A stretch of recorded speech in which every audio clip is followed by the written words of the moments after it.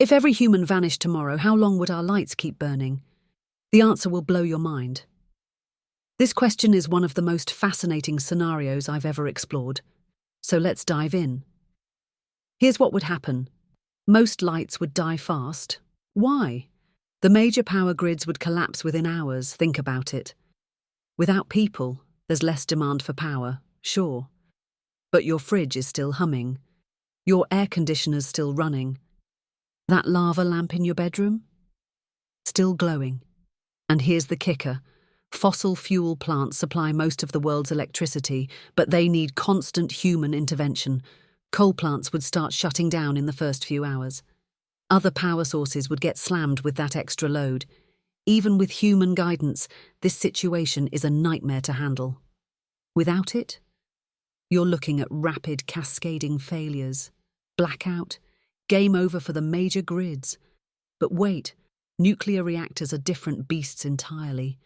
These don't need constant fuel deliveries. One reactor operator told me something incredible. If their core settled into low power mode, it could run almost indefinitely. Get this. A cube of uranium packs 6 million times more energy than the same-sized cube of coal. Mind-blowing, right? Here's the catch. Most nuclear reactors wouldn't keep running long anyway. The moment something goes wrong, and something always goes wrong, automatic shutdown kicks in. Every single part of the control system is designed with one rule. When in doubt, shut it down fast. The most likely culprit? Grid failure. But here's where it gets interesting. Plenty of lights aren't tied to major power grids at all. Remote communities on far-flung islands? They run on diesel generators. These bad boys keep going until their tanks run dry, anywhere from days to months depending on the setup. Off-grid stations that don't need human-delivered fuel? Now we're talking. Geothermal plants can cruise for quite a while without human babysitting. Take the Fangi Island geothermal plant in Iceland.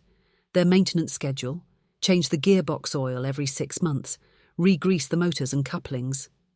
Without humans doing this maintenance, some plants might run for years. But eventually, corrosion wins. It always does. Wind power would outlast most others. Here's why.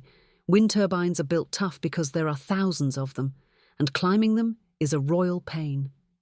The Gedser wind turbine in Denmark, installed in the late 1950s, generated power for 11 years without any maintenance. Modern turbines are rated for 3 years without servicing. Some would probably run for decades. And somewhere on those turbines, there's definitely a status LED still blinking away. Eventually, though, the same enemy that kills geothermal plants would get them too: seized gearboxes. Hydroelectric generators would keep the party going as well. A Hoover Dam operator once told me something fascinating. If everyone just walked out, the facility would run on autopilot for several years. The problem? With the power grid down, all that electricity has nowhere to go. In the end, clogged intakes or mechanical failures would shut it down. Battery-powered lights? They wouldn't fare much better. Within a few dozen years, they'd all be dark. Even without anything draining them, batteries self-discharge. Some types last longer, but even those long shelf-life batteries typically hold their charge for only a decade or two. Now here's where it gets really interesting. Solar power. This is probably our best bet. There are off-grid solar buildings, weather stations, and remote infrastructure scattered across the globe. Those emergency call boxes you see on remote highways? Often solar-powered. They usually have lights that illuminate every single night. Like wind turbines, they're built to last because they're hard to service. Solar panels will keep working as long as their electronics hold up and they stay free of dust and debris. The wires and circuits will eventually corrode, but solar panels in dry locations with well-built electronics could easily provide power for a century, if occasional breezes or rain keep the panels clean. Following a strict definition of lighting, solar-powered lights in remote locations could be the last surviving human light source. But there's another contender, and it's absolutely wild: spent nuclear fuel.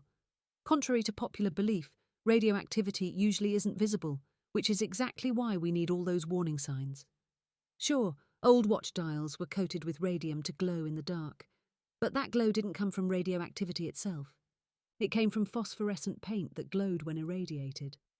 Once that paint breaks down, the watches stay radioactive, but stop glowing. But watch dials aren't our only radioactive light source. When radioactive particles travel through materials like water or glass, they create light through a kind of optical sonic boom. This light is called Cherenkov radiation, and it's that distinctive blue glow you see in nuclear reactor cores. Here's the kicker. Some of our radioactive waste products, like cesium-137, are melted and mixed with glass, then cooled into solid blocks before being wrapped in shielding for transport and storage. In the dark, these glass blocks glow blue. Cesium-137 has a half-life of 30 years. 2 centuries later, these blocks will still be glowing with 1% of their original radioactivity.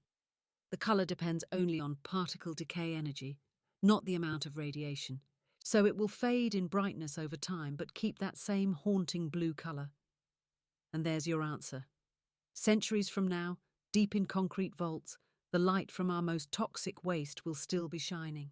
The last human lights on Earth won't be in our homes or streets. They'll be buried deep underground, glowing blue in the darkness, a final, eerie testament to our nuclear age. Pretty incredible when you think about it, right?